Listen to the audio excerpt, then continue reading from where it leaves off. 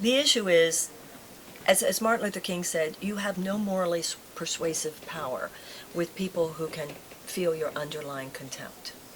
So if I judge you, I'm not going to be able to try to persuade you of a moral argument. Right. So if I'm angry in my politics, I will only get applause from those who already agree with me. Yep. So where did I really serve the cause? Well, so this is very interesting, but because you ran. Yeah, I did. Was it governor? No, I ran for Congress. Congress, it was Congress. That's right. I think we exactly. had that part down. I think that. And I'm pretty I clear. think you took like fourth or something. I took fourth, but it was out of 16 people. So, which You know. is very respectable. No, I didn't run a good quote unquote campaign, but I'd never run a political campaign before or been part of a political campaign before, and vastly underestimated how much that would impact my ability to do an effective job, no matter how much money I raised. So I fell down terribly on that score. But in terms of the message, in terms of the presentation of the message, in terms of the issues we were talking about, which are basically echoed by a Sure. Bernie Sanders campaign today, Yep, that's kind of yep. where we were, I think it was quite positive. And I'm satisfied with what it was. So you're proud. Yeah, I am very proud on that area. Yes, I'm clear where I got it wrong and where I got it right. Hey, but it's the okay. issue here, But it still had to run that course, basically. well, everything in life apparently did, right? Yeah. Because we Yeah. would have done better if we had known. But my point about politics here is, there's a difference between telling truth to power and calling systems to account, Yep. and personally demonizing individuals. Right. That's where the spiritual issue is. You know, some people talk about being love, love, love, and therefore don't take part in a passionate debate.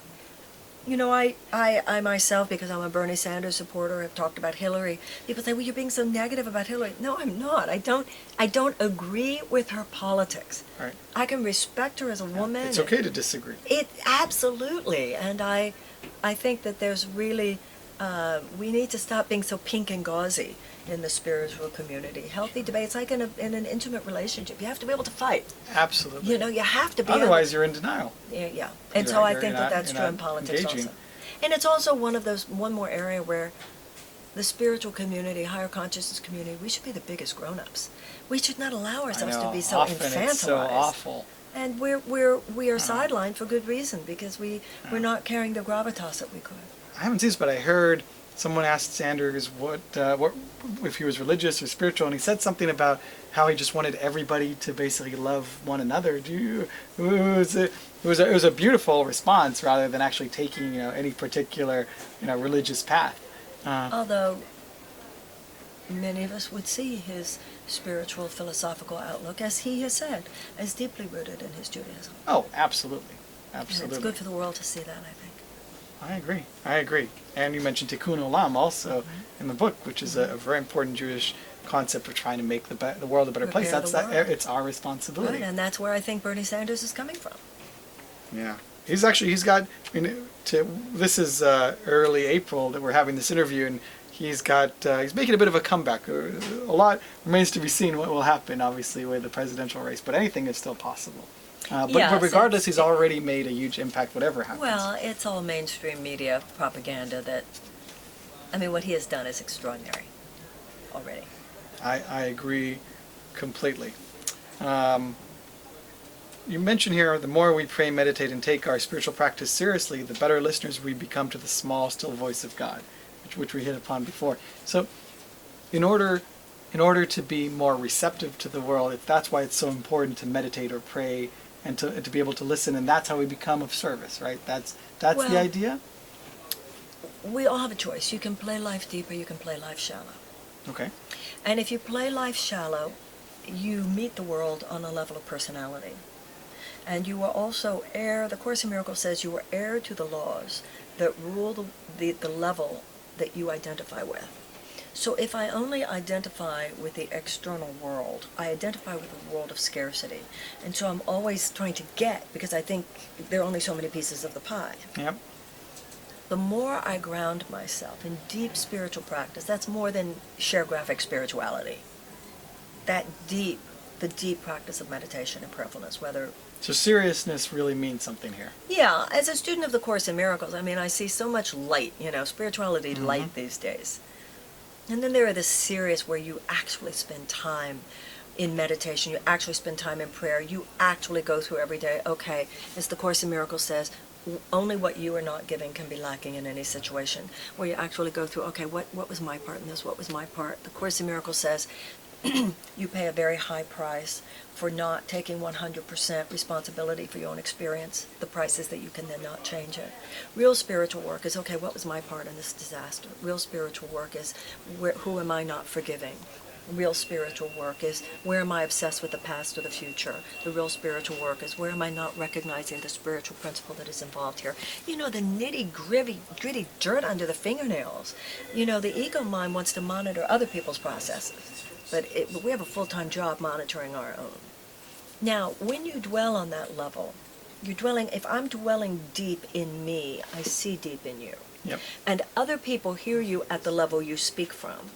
So if I am dwelling deep within myself, I don't chit-chat with you. I go deep, Yep. and you go deep True. too, because that puts the energy there. Yep. It takes us both to that frequency where we're not trying to get. Yeah. We're trying to give.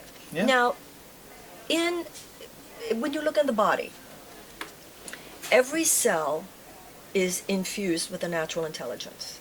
Absolutely. And that intelligence leads it to collaborate with other cells to serve the healthy functioning of the whole, the organ and the organism of which it's part. Every once in a while, a cell goes insane. And the cell disconnects and, for whatever reason, doesn't think that it's here to collaborate with other cells to serve the healthy functioning of the pancreas or the liver or the lungs or the bones. It says, no, I want to go do my own thing. Yep. I want to go do my own thing and build my own kingdom. Yep. It's called cancer. Yeah. It's cancer in the body, it is malignant in the body, and it is malignant in consciousness. That's the problem with the world. Human consciousness has been infected with a malignant consciousness, which says the highest good is that I get to do what I want. But you still have to acknowledge individual creativity and the ability to kind of go and Well, be I don't think that the autonomous as well, individual no? cell isn't self-actualized. Interesting. Quite the opposite.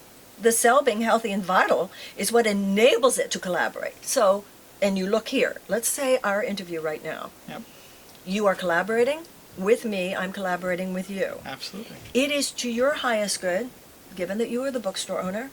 It is, and all that you own and do here, it is to my highest good, and there's a way for me to express my work.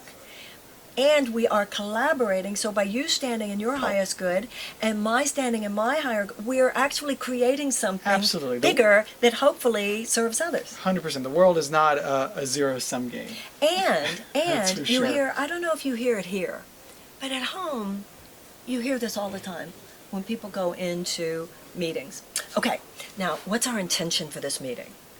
Which I find appalling. Yeah. Because it has turned Not open. It's transactional. Yeah. It's transactional rather than relational. Yep. So instead of saying to go, to be in a space of love and openness and possibility, it's what can I get from you? Sure. So programming my subconscious to Awful. try to manipulate you and exploit you to get what I want. Yeah, you're right. And too many people live in that So plane. service is natural. Yeah. When you are in, the Course in Miracles says, the closer you grow to God, the closer you grow to your natural ability to protect your brothers.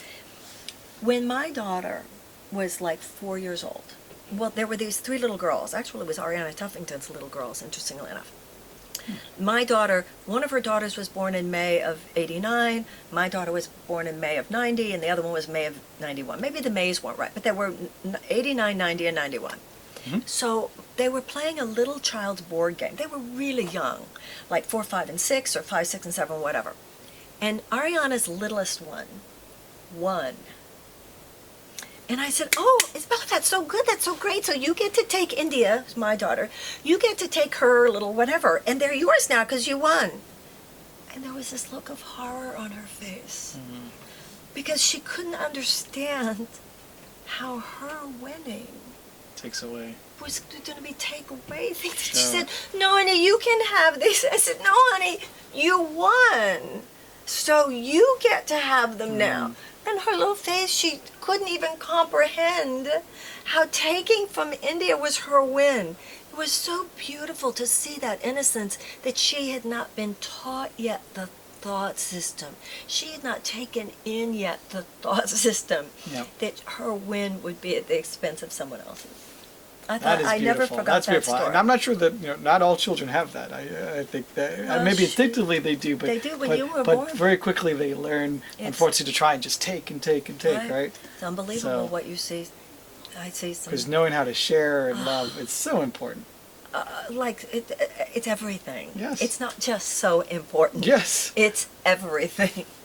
I agree. It's interesting, actually. I mean, a little bit of a tangent here, but I'm a big board game enthusiast, and there's been a renaissance of board games coming from Europe over the last 20 years, where unlike traditional games like Monopoly or Risk, where you literally have to kind of like, destroy your opponent to win, they've created games that they're still competitive, but they're called games of indirect. And the idea is usually you have to reach a goal before someone else does in order to win the game. Wow. And you're not necessarily taking away from someone else. Right. It's just whoever passes the finish line. But meanwhile, everybody else can do well in the game as well. And it's curiously enough, those games mostly come from Germany, and they say that a lot of that culturally might be because of the fact of they're Kinda learn changing the their hard culture way. and learning the hard way and really changing that. So Fascinating. I mean, Settlers of Catan is considered the most popular one at this point. But I Interesting. find that Very really interesting. really fascinating. Well, it's the only way we'll survive as a species. Gotta know how to share and how to collaborate. And actually, all these games are based in collaboration. So And you that's trade what that and you help each cellular other. relationship is. It's collaboration. You see it in the body. But we've lost sight of it. We've taken rugged individualism too far. By the way, you mentioned here that in A Course in Miracles, it's our job to tell someone they're right even when they're wrong, but that doesn't mean we're supposed to lie. That's right. We just have to find a way to affirm their humanity while still kind of giving them, our point of view. That's been a very difficult one for me. People Yes. would say to me, "Oh, Marianne, you were so harsh when you said that." And I said, I wasn't harsh. It was the truth. It was just, I was being blunt. Mm-hmm. And somebody once said to me, the line, I don't know who originally said this, but it's really brilliant. Honesty without compassion is brutality. Yes. And communication has the word commune inside it. Beautiful. So if I don't take responsibility for the heart space between me and another person, then I might say, well, I communicated. You didn't communicate. You actually spoke in a way that broke communication because it Yeah. made the other person want to protect themselves. So that's, you can affirm and show respect for someone,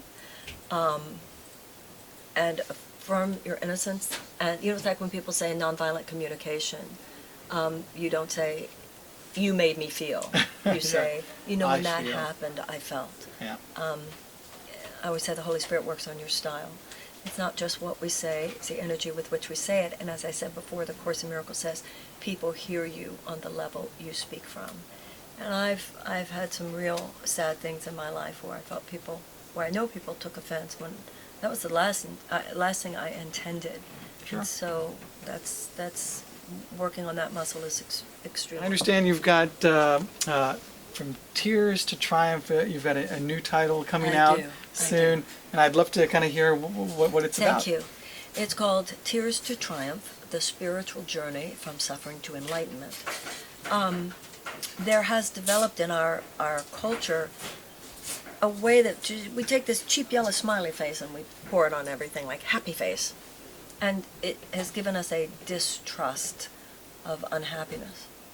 And just as there are storms in nature and they serve a function, there are storms in the normal life. Sure. People die, divorce, heartbreak, grief, financial loss, financial ruin, recovery, finding out someone you love is addicted, losing your job. And these can lead to very dark nights of the soul. And what I think of as a psychotherapeutic pharmacological industrial complex has kind of appropriated the word depression That's for scary. its own purposes over the last few years.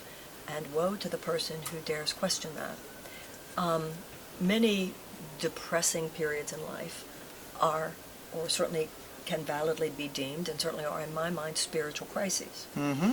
Now, people say, well, you're not a doctor. Well, I would say to some of them, but you're not how can I look to your mindset to heal a crisis of the soul if you don't even acknowledge that the soul exists? Sure. So I think many of us are not so quick to enroll. Now, I certainly believe that there are, in cases such as schizophrenia and bipolar, There's room for uses for psychotherapeutic drugs yeah. can be, absolutely. But there is an epidemic of casual antidepressant use today. Yeah.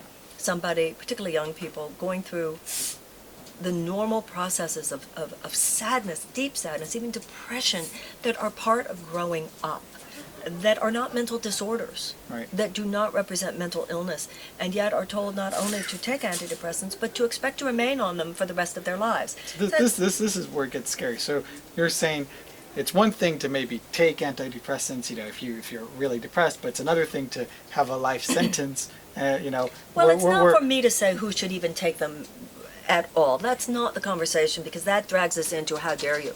Okay. I'm just saying that It's not too much. all depression is a mental illness. Right. I mean, people are so into, no, this person has been diagnosed as clinically depressed. The diagnosis is based on a survey. Sure.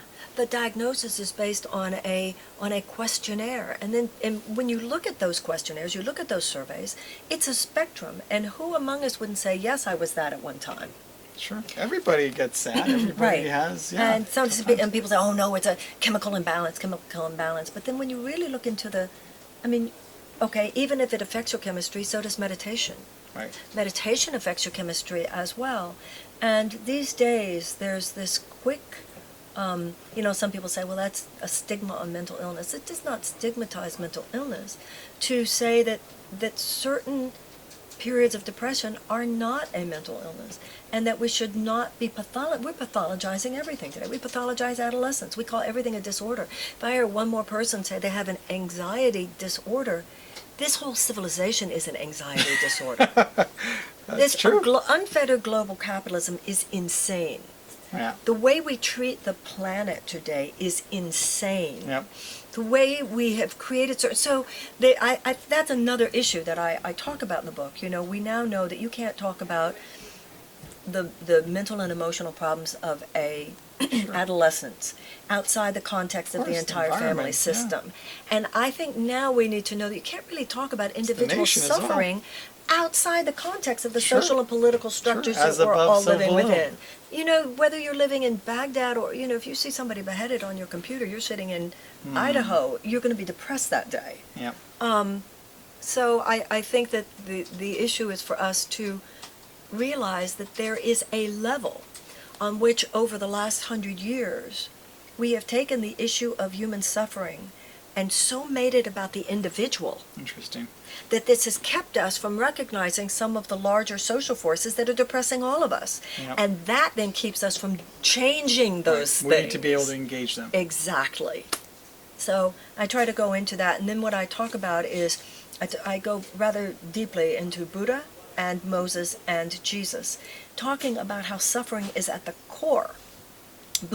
Until Buddha saw suffering for the first time after Siddhartha left his father's compound, it is when he saw age, suffering, and disease for the first time that he began his journey to enlightenment. His Four Noble Truths, the first one is life is suffering. It is when Moses saw the suffering of the Israelites and then led them through a period very replete with suffering in the desert.